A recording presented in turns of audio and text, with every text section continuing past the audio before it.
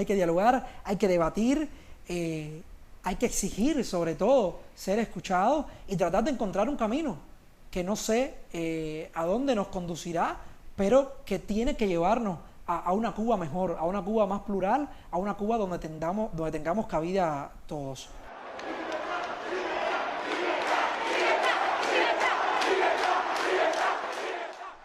A mí me preocupó mucho lo que estaba sucediendo en San Antonio. Lo vi como algo inesperado. Me sorprendió sobremanera la actitud en ese momento que la policía asumió, porque vi que el pueblo estaba manifestándose pacíficamente y me alegré sobremanera de que no estuvieran siendo reprimidos. Y eso, te juro que me asombró.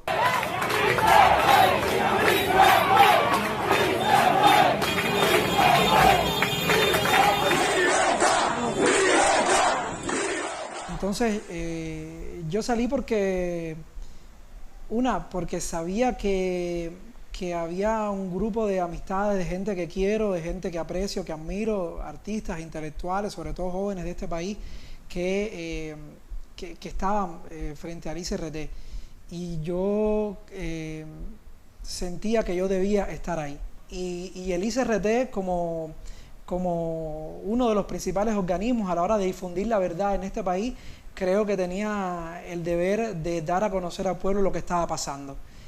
Y no fue de esa manera.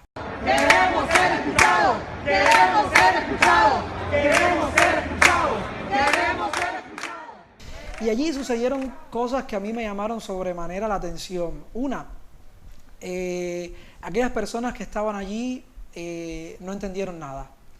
Desde el mismo momento en que tú llegas y estás siendo respetuoso, incluso con las cosas que tú puedas estar diciendo, aunque tú estés de acuerdo o no, pero lo estás haciendo desde el respeto, desde el civismo, y empiezan a gritarte gusano o escoria o ping-pong fuera abajo la gusanera, cosas que están totalmente desfasadas ya en el tiempo.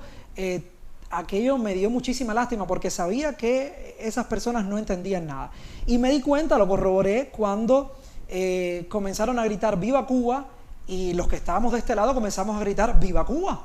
Cuando empezaron a gritar ¡Abajo el bloqueo! Y los que estábamos de este lado empezamos a gritar ¡Abajo el bloqueo!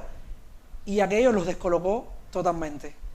Y los descolocó de tal manera que llegó el momento en que ya no tenían nada que decir y entonces comenzaron a ponerse violentos. Y tal fue así que cuando me di cuenta que comenzaron a ponerse violentos, de que no estaban comprendiendo en realidad nada de lo que estaba sucediendo, pues logré escapar. Claro, me fui, no de una manera sencilla, es decir, alguien que desconozco de civil intentó retenerme, pero bueno, pude salir de allí.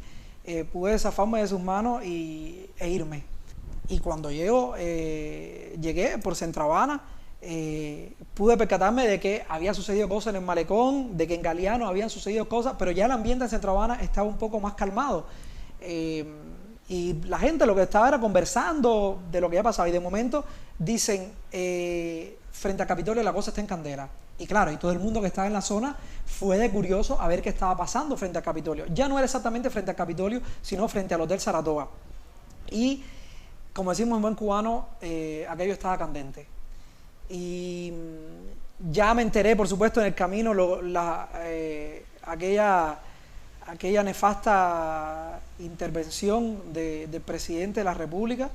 Yo creo que quizás demasiado acalorada, yo creo que quizás no pensó bien del todo las consecuencias que aquellas palabras de esa orden de combate, ¿no?, de salir a las calles, podía conllevar. Y después me pregunto, ¿no?, ¿cómo hubiese sido si quizás hubiesen llamado a la paz? Si quizás hubiesen llamado al pueblo a decir, regresen a sus casas.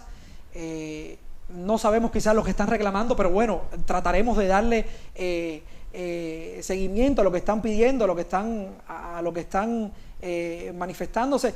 ¿Qué diferente hubiese sido si le hubiesen dicho a la policía, ustedes como agentes del orden, por favor, acompañen al pueblo Bueno, si tienen que proteger los bienes del Estado, por supuesto que hay que protegerlos, porque yo estoy totalmente en contra de la violencia. Violencia solamente genera violencia, estoy en contra del vandalismo, así no vamos a resolver absolutamente nada. Pero es que después veo las imágenes de muchos lugares y hasta ese momento las imágenes que veo eran manifestaciones pacíficas.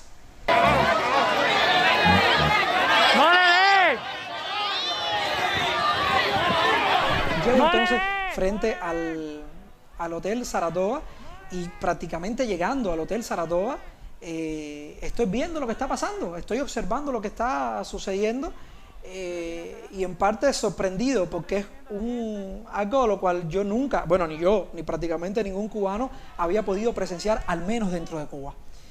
Y en una de esas se forma una pequeña revuelta, le cae encima a alguien y las personas se dispersan. Y cuando las personas se dispersan, de momento 2 personas de civil, incluso sin nasobuco en ese momento tampoco, me dicen, esta también, y me cogen con la policía y me meten dentro de la perseguidora.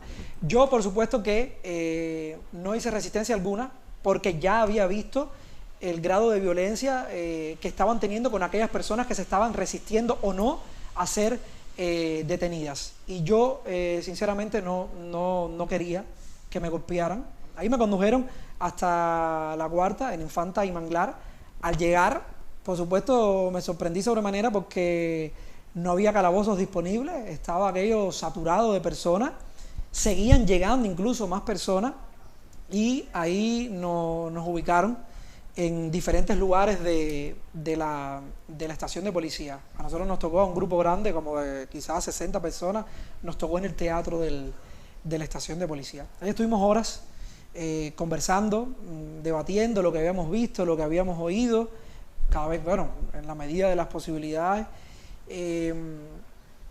Y sobre todo pude percibir la gran diversidad de personas que estábamos allí presentes, en su gran mayoría jóvenes. Al cabo de las horas nos tomaron declaración y pensamos que bueno, que ya era un poco de madrugada. Dijimos, bueno, a lo mejor por la cuestión de la movilidad, el toque de queda, estaremos aquí un rato más y sobre las 5 de la mañana nos soltarán, porque estábamos allí personas que no habíamos cometido delito alguno y estábamos conscientes y claros de ello. Es decir, manifestarse pacíficamente en este país es un derecho constitucional. Entonces estuvimos ahí y sobre las 3:30 de la mañana nos sacan, pero para sorpresa nuestra, cuando nos sacan hacia un carro jaula de máxima seguridad. Yo nunca había visto un carro jaula de ese tipo. Es decir, nunca había estado en uno, pero los que he visto por ahí en las calles no tienen nada que ver con este. Y ahí fue cuando en realidad nos asustamos, porque no entendíamos, yo por mi parte, es decir, no entendía por qué hacer algo como eso de madrugada, por qué tener que conducirnos hacia un carro jaula y sobre todo sin saber hacia dónde nos llevaban. Nos condujeron, no sé ni por cuánto tiempo estuvimos en carretera y de momento nos bajaron en un lugar. A simple vista pude percatarme de que era una prisión, guardias por todos los lados, perros junto con los guardias y nada, desde que llegamos empezaron a hablar de los detenidos. Y nada, nos condujeron hacia la celda, yo fui uno de los primeros a entrar, pero no pude dormirme, porque a medida que fueron pasando los minutos o el tiempo, las personas que iban trayendo a la celda las iban entrando a golpe de patada y piñazo, como decimos en buen cubano.